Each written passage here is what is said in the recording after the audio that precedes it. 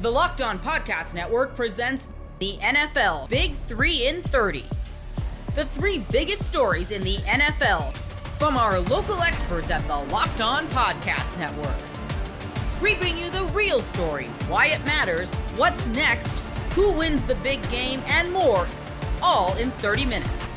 The NFL Big 3 in 30 starts now with the biggest story in the NFL.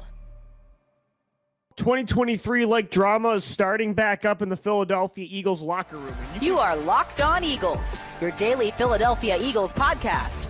Yet again, not one this time, but two Philadelphia Eagles captains cannot keep their mouths shut publicly, and they are now causing drama that the media is going to completely run with, and it leads to more long-term and alarming questions about how united this locker room is, especially on the offensive side of the ball. Like, this is how the Eagles operate when things aren't always going perfect.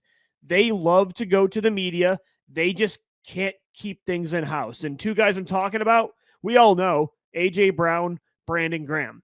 Like, when you talk about the context of what these two guys are saying after this win, which feels like a loss at this point, like, is A.J. Brown correct in being frustrated with Jalen Hurts in the passing game and voicing those frustrations to the media after the game? Like, he's correct in what he is saying specifically.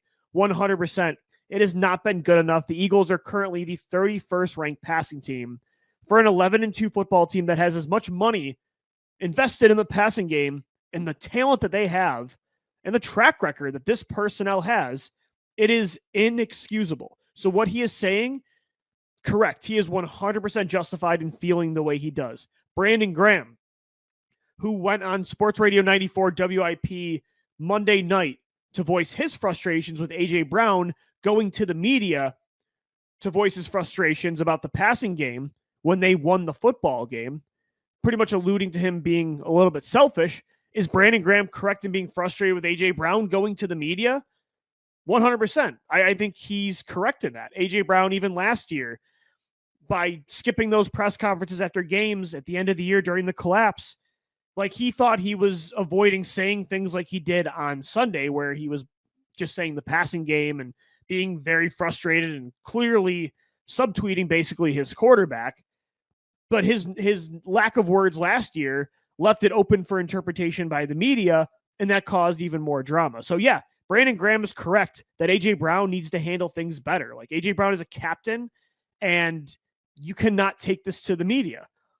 But Brandon Graham made these comments through the media on the radio station, the very radio station that last year tried to run A.J. Brown out of town. And basically in every opportunity they had, tried to create trade rumors and how A.J. Brown doesn't want to be an Eagle and how there's legitimate drama between Jalen and A.J. and Nick Sirianni and pretty much everybody.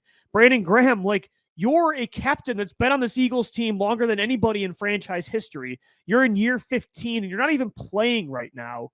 For you to say on a radio station that does this, you have to handle things in-house. I mean, it's completely hypocritical. And he knows it. He apologized right after the game. He talked to, I believe it was, I can't remember which Eagles beat reporter, but I saw on Twitter that Tim McManus of ESPN, that Brandon Graham said, you know, he messed up and he just wants this team to win football games and he's trying to lead. Well, this isn't the way to do it. And this was a huge reason the 2023 Eagles locker room became so divided, because A.J. Brown, in so little words, was saying so many words about the vibes of this football team. Anonymous sources going to the media in articles talking about how miserable this football team is, pointing fingers at the offense, at the defense, at the coaches. They all seemed miserable, and a lot of it was because, for some reason, now multiple cores in a row, back-to-back Eagles cores that have been to Super Bowls and have made the playoffs in 7 of the last 8 years now after clinching on Sunday with that win, for some reason can't seem to help themselves by giving the most vicious football media market in the NFL. And trust me, I've been a part of it for a long time. I'm kind of a hypocrite in saying that, of course.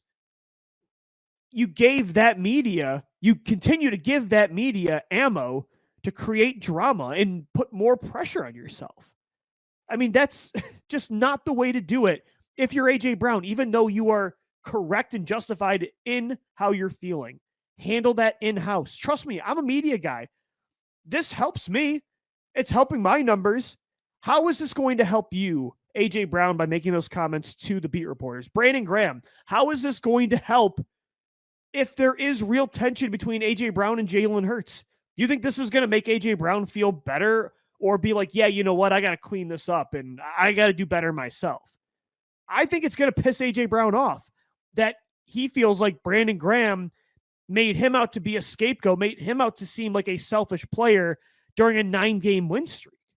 When I think A.J. Brown, even in the win streak, is justified in being frustrated about the passing game because you can't be this one-dimensional if you want to win a Super Bowl. There's going to be times this year against Pittsburgh, probably next week, against Washington, in the postseason, where you're going to have to effectively throw the football. That doesn't mean suddenly they shouldn't be a run-first team through Saquon Barkley. I think that is the right strategy for this football team. But A.J. Brown is correct in being mad and not satisfied with this passing game. Is some of it self-driven? Sure. But I don't think it's all that self-driven, to be honest, because A.J. Brown is still putting up numbers. I think he knows they need to be more well-rounded and complete. You can't barely beat a 3-9 Carolina Panthers football team that's terrible against the pass and the run and not be able to have success against them. I don't think that he's going to find Brandon Graham's comments productive. I don't think either captain, that's the most annoying part of this, is they're both captains. I don't think either captain handled this the right way. I don't think Darius Slay handled his stuff earlier in the year well. It's annoying to see that this isn't rookie Quinyon Mitchell making comments to the media. It's not a guy that hasn't really been a core piece of the puzzle. No, this is Brandon Graham, A.J. Brown, two of your most important voices in that locker room that, again, are captains that are creating now drama. Tomorrow morning, today's a Tuesday show, but I'm recording this right after I listened to that interview with BG on WIP. This is going to create a circus tomorrow. Brandon Graham's back on WIP tomorrow. You know WIP is going to be running with this for weeks now. You better hope you beat the Pittsburgh Steelers on Sunday. That game suddenly becomes massively, massively more important than it already was in the pursuit of the 1 seed against Detroit. I don't think I'm overreacting because of what happened last year. This felt so much like 2023. And, you know, Brown and Hurts, like, because it's them today, I'm a bit more alarmed. I was a little hesitant and nervous hearing Jalen Hurts yesterday during his press conference after the win against Carolina make like similar comments to stuff he said last year when they were trying to figure out the collapse. Things like, you know, balancing the standard they've set for themselves, but also enjoying wins. I think that pressure to be great and perfect all the time and to be a Super Bowl team made them miserable last year, and they put so much pressure on themselves. And I think Jalen recognizes that and is like, okay, yeah, we want to have that standard and strive to be a title team like that. We want to play like that every single week, but at the same time, you got to enjoy the wins. You got to take them when you get it. Like, how do you find that balance? I think hearing him say that, I was like, uh-oh, that's something that they talked about last year. Are they trying to deal with that right now? Is it a problem? Like, the vibe Sunday felt like 2023. And I wanted to believe, truthfully, that they just expected more against a bad team. And that still might be the case, that they just said, look, we should have beat Carolina by 30, not by 6. And we shouldn't have actually lost, because if Xavier Legette catches that ball, they should have lost that game. Like, we should expect more and not be happy with that win, which I would be okay if that's what the sentiment was. But, and especially because they seemed so close all year, the vibes felt great. That is what I assumed. But then today happened right after, and that alarmed me because this involved guys on offense that were part of last year's collapse. Like, this wasn't the young defense that truly does look bonded and looks completely tight. Like, they look like the tightest unit in the NFL. But the offense, Jalen Hurts, A.J. Brown, even Brandon Graham on defense last year, these were guys that are part of that core that collapsed for a lot of these same reasons. So to hear this drama start today, yeah, it makes me a little bit nervous. 100%, not going to lie. Not going to lie. I'm really going to be watching the Steelers game closely to see what the vibes are like, how the passing game is. I mean, this puts just a lot of pressure on yourselves when you didn't have to do that. Like, there was enough pressure on the passing game to get self-corrected. There was enough pressure on you to stay, up to date with, or I should say, like in line with Detroit running for the 1 seed. But you put more pressure on yourself by calling out the passing game publicly to the media. A.J. Brown, Brandon Graham, you put more pressure on the Eagles and A.J. Brown and Jalen Hurts by calling him out, by calling A.J. out on the radio this week. I don't think this is productive at all. And I know BG had good intentions. He's one of the best leaders in franchise history. This doesn't change that. But this was just, he made a mistake here. This was just not the way to handle it. And it's very frustrating that the Eagles handle this like this all the time. Like, this is just how they do business. They just can't keep their mouth shut to the media. And in Philadelphia media, it's like, how are you not tight-lipped with them? I mean, we're going to run with this for a week now. And it's just not going to help. You're riding a 9-game win streak. You should not be talking about this kind of stuff. You should be talking about how to fix the passing game. You can make comments to the media in a productive way about, here's how I think we can fix things. Here's what I think the issues are. But when A.J. Brown just sitting there with a piss-pot look on his face saying it's the passing game, when Brandon Graham's going on the air today and just going after him, I just don't think that's very productive. I think it helps me. It helps my YouTube views. It doesn't help the Eagles. And I'm still a fan at heart. I don't want to see that. I don't want to talk about this. Even though it helps the show, it doesn't help that football team. Get ready to tackle the NFL action with FanDuel, America's #1 sportsbook, because right now new customers can bet $5 and get $150 in bonus bets if you win. The FanDuel Sportsbook app gives you everything you need to place live bets on the NFL all in one place. So when you get a hunch in the middle of the game, you can check out the latest stats, view live play-by-play, and so much more on the same page where you place your bets. Just visit FanDuel.com to join today. You'll get started with $150 in bonus bets if you win your first $5 bet. You're going to want to check out some lines from Monday Night Football. The Bengals favored by 5.5 at Jerry World over the Cowboys. I have to start Cooper Rush in fantasy. The Simpsons broadcast is looking at some high-scoring football and has the total 49.5. That's FanDuel.com. Never waste a hunch. You make every moment more with FanDuel, an official sportsbook partner of the NFL.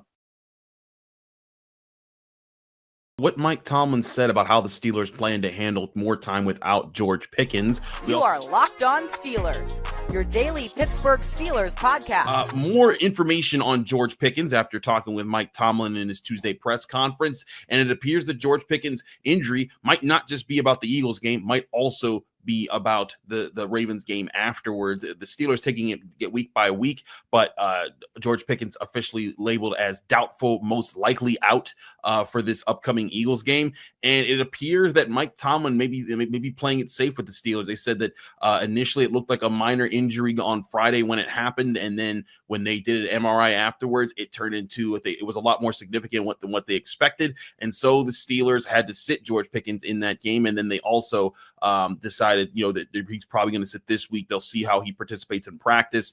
And with the short week, and you got, of course, this week they play the Eagles in Philadelphia, but that's the start of the 11-day stretch where they're going to play 3 games, and because 6 days after that they're playing the Ravens, and then just a few days after that, 5 days after that, they're playing the Chiefs. So there's a lot of short order things that have to happen for George Pickens. And let's face it, the Steelers cannot afford to go into their biggest games of the season without this guy. And you may be sitting here thinking, well, Chris, isn't that the Eagles, Ravens, and Chiefs? Because that's the gauntlet that everyone's been waiting for, the craziest part of the second half of the schedule. And I'd say, well, no, because the Steelers are virtually a lock for the playoffs right now. For the Steelers to make the playoffs, all they have to do is win a game, or the Dolphins or the Colts lose. If any one of those 3 things happens over the next four weeks of NFL play at any point in time, they're in the playoffs. Now, do they want to win the division? Absolutely. That's a big part of this too. But you want George Pickens in those big games, and so making sure that he can be available then is important. So the question then turns to, how do the Steelers make more plays on offense without George Pickens in the lineup. They found a way to do that against the Browns, but granted, the Browns, as George Pickens said after the first meeting, are a bad team. The Eagles are not a bad team. The Ravens are not a bad team. The Chiefs are not a bad team. The Bengals are a bad team. But those are three good teams you're going to have to face. And I thought Mike Tomlin gave a little bit of insight into how the Steelers are going to handle this situation, how they handled it on Sunday with the short week of not knowing George Pickens was going to be missing until really the last moment. And then also how they can now handle it with a full week of practice preparing for that. Here was Mike Tomlin when he was peppered with those questions here throughout. He has a few different answers here, so do pay attention because he addresses a few different questions. Here's Mike Tomlin for his Tuesday press conference. Mike, when you look at the situation with George, is there a big picture element involved that you want to make sure you're cautious and you don't aggravate the thing? No, to be honest with you, no. There's enough things that have our attention in the here and now. We've kind of been in that posture all year. I don't imagine that would change. And so we'll see where the week leads us. It's a little different. I mean, he didn't practice on Friday, but you were still planning on him potentially being available. He did limited work on Friday. Yeah, but, I mean, it was a little different, though, having a full week to prepare for that as that potential. You mean the strategy component of Certainly. Certainly. If he's limited, and he probably certainly will be limited at the early portions of the week, it'll give guys an opportunity to get extended in-helmet perspective on their prep if they are to get expanded roles again this week. Certainly. What does it say about some of the professionalism that was there, that those guys were still able to go out even though maybe they hadn't planned, like a Scotty Miller? And I think that's why I'm just so high on the collective. Those guys might be new to us, but they're not new to the National Football League. They're pros, man. They behave that way. Whether you're talking about Scotty Miller or Van Jefferson or Ben Skoranek, for that matter, all guys have been in the NFL, man. And I just think you saw, shades of that in their performance and the consistency of their performance last weekend. Mike, in terms of his knowledge of the offense and what you've seen from him in a limited time, can Mike Williams be a guy that could step up for you in that role? No question. I felt like he did. He did last week. As I mentioned last week in this setting, I view it only as a matter of time before his presence gets felt in a more consistent way in stadium. Practice has been like that for a number of weeks, and usually when you see people making plays in practice, it's a precursor to them making plays in stadium. And so George available or not, I expect the overall trajectory of his performance and inclusion in performance to be on the incline. After halftime, did you guys make any adjustments in the passing game to, now that you had 30 minutes under your feet without George, about how to adjust against Cleveland? I don't know that we waited until halftime.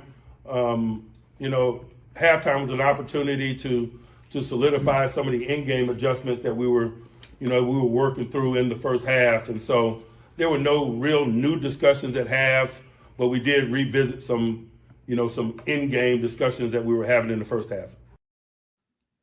So you look at a few different answers there from Mike Tomlin.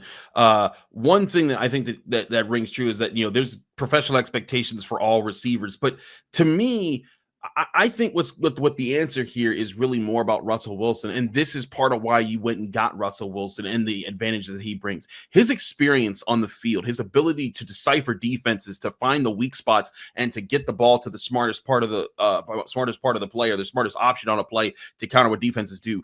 This is where it's going to be most valuable, because before you could chuck a few balls up to George Pickens and he'd come down with, and you trusted his playmaking ability to be the difference maker. But in this game against the Browns, and I broke this down in a film study for the Pittsburgh Post-Gazette for you to look at, more closely and see some of the all-22 footage I was able to break down. But so much of what they did against the Browns involved Russell Wilson timing, knowing when the Browns were going to be lax in certain parts of their coverage, knowing, Arthur Smith drawing up plays to get mismatches or create opportunities of confusion in opposing defenses. And that's what they're going to need facing this Eagles defense, which is one of the best in the NFL. They're allowing the fewest yards in the NFL right now in total yards per game. I think that's going to be the key here, because we can all say, a lot of people might want, Mike Williams has got to go be Superman. No, he doesn't have to be Superman. He has to play his role and run, be that bigger bodied outside wide receiver. When they give you the one-on-ones, Russ is going to come to you, and you got to be ready to make the catch like you did on that long ball in the second half. Against the Browns. Scotty Miller, same sort of deal, whereas you don't have that body type, but you're a smaller, you're a quicker guy. You can run solid routes, get separation, win those spots. I also think getting to Calvin Austin in this game is gonna be huge. And again, this could be games with an S on the end of it, because if George Pickens is out both the Eagles and the Ravens game, you're gonna need to win at least one of those games. Preferably, you win the Ravens game, so you can clinch the division and not have to worry about that down the stretch, and know that you're hosting a playoff game no matter what happens down the stretch. So I say all that to say, I look at what this offense has, and I do think it has the weapons within it for Russell Wilson specifically to be able to move forward. Now, if this was, the Kenny Pickett, Mitch Trubisky, Mason Rudolph era, I think this would be a whole different problem that the Steelers would be facing right now, and there would be some serious issues. But Russell Wilson's ability to read defenses, counter them, make smart decisions with his head and with his arm, that's all about it. Looking off safeties, creating the matchups that he wants with his eyes, playing to the scheme and managing Arthur Smith's scheme, that's going to be imperative in surviving this period without George Pickens, however long it might be, whether it's just the Eagles game, the Eagles Ravens, or even Eagles Ravens and Chiefs, which is not out of consideration right now from what we're hearing. But again, I think the biggest weapon to overcoming the lack of George Pickens is actually Russell Wilson using all the Steelers' weapons. And again, it's not just the receivers, it's going to be the tight end, getting Pat Freiermuth involved, getting Darnell Washington involved, Michael Pruitt and Connor Hayward if you have to, Najee Harris and Jalen Warren, and Cordell Patterson fumbled in this game, but getting him the ball in the air could be a big part. The Steelers have been using the screen pass a lot more since Russell Wilson's come in. In fact, I think they're in the top 10 as far as screen yardage in the weeks since week 7 when Russell Wilson took over. So it's going to be about using all of those weapons and doing so to keep defenses off balance. And one thing I thought was really interesting, if you look at the tendencies of Russell Wilson, it is very hard to pick up on when he's going to do certain things. There's certain things he's looking for, like that deep down the sideline back shoulder throw. You look where but it's always in different spots and it's in different areas. So as a corner, you can't prey on it every single time in the same spot. He makes it hard to do. If you look at the passing charts that he had for the Bengals game versus the Browns game, the last 2 games the Steelers played, you look at where he was throwing the ball for the majority. Yeah, he throws balls down the middle, but against the Bengals, he threw almost exclusively passes. If he was targeting beyond the first down marker, his passes were either exclusively down the middle or down the right sideline. Never down the left. He literally didn't throw a pass beyond 10 yards that went outside the numbers to the left of him, if you look at his passing chart. But on the Browns, it was the complete opposite. He didn't throw a single pass down the right sideline outside the numbers that went past the first down marker in that game, and he threw almost exclusively down the middle or to his left. And I think part of that is the Steelers do have a plan to keep teams off balance, and I think that's one thing Russell Wilson brings is he sticks to that plan. That is what's going to be imperative in this game is Arthur Smith coming up with a good plan. And I know people always love to rag on offensive coordinators, for every year in Pittsburgh. But I do think Arthur Smith is doing a good job with what he has and what the Steelers have been doing. And Russell Wilson has been bringing more and more of that to life with his ability to make good decisions on the football field, give his playmakers chances, and get the Steelers in positions to get scores. Gametime has a new feature called Gametime Picks that makes getting tickets for your favorite live events even easier. Gametime Picks filters out the fluff to show you only the incredible deals on great seats, so you don't have to waste time searching through thousands of tickets. Curation makes it easier to save more on sports, concerts, comedy, theater, and more near you. You can take the guesswork out of buying tickets with Gametime. Download the Gametime app, create an account, and use code LOCKEDON for $20 off your first purchase. Terms apply. Again, create an account and redeem code LOCKEDON for $20 off. Download Gametime today. What time is it? Gametime. Deebo defends his play. Is he just not getting the ball enough? You are Locked On 49ers, your daily San Francisco 49ers podcast. Part of the Locked On Podcast Network, your team every day. Deebo Samuel. Deebo Samuel had this to say less than 24 hours after we questioned whether Deebo was still that dude. He thinks he is still that dude. He said very simply on Twitter, at 19 problems, not struggling at all, just not getting the ball, exclamation point, exclamation point, exclamation point, shrug. What are your thoughts on Deebo's assessment of himself? Not only not being dead, but needing to get fed. in the San Francisco 49ers offense? I think when it comes to getting getting touches, getting the receivers the ball, I've probably been the biggest advocate of guys aren't being schemed up enough, right? Especially in the passing game. But when it comes to Deebo Samuel, I always exclude two guys that I feel like the 49ers do try to manufacture touches for, and that's Deebo Samuel and Christian McCaffrey.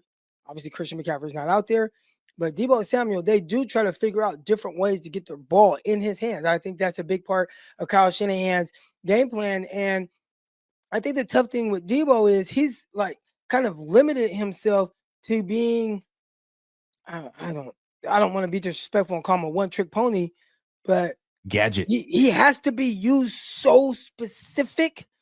And within those touches, if he doesn't spring something or have a big play, it can start to get a little weird. So he's talking about getting the ball in his hands. But yesterday, and I don't have the stats pulled up in front of me, 2 catches on, I want to say 3 targets, if I'm not mistaken. And then he had another 3-4 carries. 5 carries. 5 carries for 13 yards, 2.6 yards per carry. It's his worst season as the wide back for the San Francisco 49ers since his breakout 2021. And 2 catches on 3 targets for 22 yards. He had the 2-yard screen, and then he popped a 20-yarder. So Deebo's saying, look, touches for him. That's a good amount of touches. That's more touches than George Kittle got. It's the same amount of targets that Juwan Jennings got. And so, and it's the big play that's missing from Deebo's game. He hasn't had that one last broken tackle that he needs to break one. And the wide back thing is just flat out not happening when he's back there. And he's been used more as a running back actually this year than he was in 2021. Now, 2021, the usage was higher in a shorter term because he didn't start the season in that role, and that sort of came about and ended up happening throughout the season.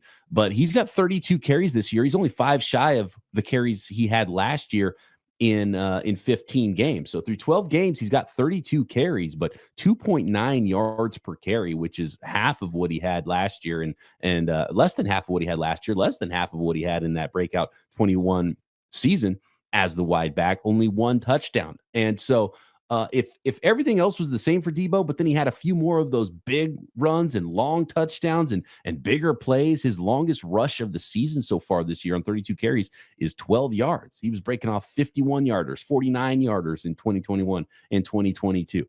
And as a receiver, he's got the one long 76 yarder, but and he did have a 20 yarder last week, but I think it's the big plays that he's not quite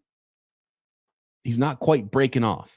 And as you put it, if he's not making big plays in catch and run situations, he's not a route him up, going to get the ball a ton of times through the natural progression of the game type of receiver. And he's always been a guy that Kyle has been happy to manufacture touches for, and he's still doing it. He gets the ball a lot in this offense. He's just doing less with the ball than he has in the past. I mean, that's what all the stats say. That's what our eyes tell us about Deebo Samuel this year. I think you go back to like his rookie year and the second year as well. And I guess the third year where he had the 1,400 yards. I think year 2 he got banged up a little bit, but he was just used so many different ways there. Like he just made it to where you don't have to just scheme me for touches around the line of scrimmage. He was winning vertical as well. He was winning a lot more on those 10 to 20 yard throws where the 49ers they eat, right? There's a lot of their offense that's predicated on that. He was excelling there. And just now you don't see it. Heck, I remember the 49ers throwing deep comebacks to him. Just, 12, 13 yard curls and boom, he, works back to the ball, catches, like just doing receiver-y type stuff. And I'd say since his big year where he had the 1,400 yards, they've gone further and further away from using him in that way. And I don't think that's because that's what they want to do. I think that is specific to what they feel like his best usage is right now. Like, we want to win this game and we want to utilize Deebo Samuel. What's the best way to do it? It's not all these other things. It's handing the ball off to the backfield to him and see if he can accelerate around this corner or, and break a tackle or so. throw these screens to him. But if those things aren't popping, I think it gets a little tougher to really utilize him the way that a lot of people feel like he can potentially be utilized. Yeah, and when you're scouting Deebo Samuel in 2024 and the things you're looking at with him, it's twofold. He's not physically breaking some of the tackles that he has in the past to create some of those big plays, and you're not seeing that. Wow, you're not seeing that. Oh man, Deebo, look at that acceleration. Deebo pulling away from these guys. You're not seeing those types of plays. And I'm sure he feels like the same guy, but to me, it doesn't look quite the same. He doesn't look completely washed, like he doesn't belong in the league or anything crazy like that. But just it's not enough there. And they're doing a lot to manufacture him touches and get him the football, in my opinion. And here's a perfect example, and it's 3 letters. It's yak. And the 49ers have been nowhere near the yards after catch, the yak team that they've been in the past. Deebo Samuel doesn't even have half as many yak yards as he had last year right now. 301 yards after the catch so far this season for Deebo Samuel on 40 receptions. And last year on 73 receptions, he had 632 yak yards. He had 659 yak yards on 69 receptions in 2022. And then the 2021 season, he had 900, he had almost 1,000 yards after the catch in 2021. And if you look at yak per reception, it's the lowest of his entire career, even his rookie season this year. 7.5 yak yards per reception, 8.7 last year, 9.6. So on a downward trend since 2021 at his peak. Actually, his peak wasn't even 2021. His peak was the second year. 10.8 yards after the catch per reception in 2021, and 12.2 yards after the catch per reception in 2020. You mentioned some injuries for him in year 2 there. And then his rookie season, he was still 8.4 yards after the catch per reception. This year, he's probably going to end with fewer yak per reception and yak yards than every season, but his second year that he was banged up a lot as far as total yak yards, but that was his best year as far as yak per reception. So the numbers are down across the board, and my eyes tell me something's down as well with Deebo Samuel. And I don't know how he feels. I think he gets the ball plenty. So I disagree that it's just getting him the ball more. Would he have more stats if he got the ball more? Sure. But I would say who needs, if we're like pushing the sliders right now in the 49ers offense, right? You got this many targets. You got to push this up. Someone else has to come down. I'm pushing Kittle up before I'm pushing up Deebo more. And I'm pushing up probably Juwan Jennings and maybe even Lil Pearsall. And I might even be pulling Deebo down a little bit. I would for sure be taking the wide back stuff off the plate. Because and we're going to see it more this week probably if Isaac Rendo's out. And it just hasn't been there. The wide back thing is just not working at all right now, Croc.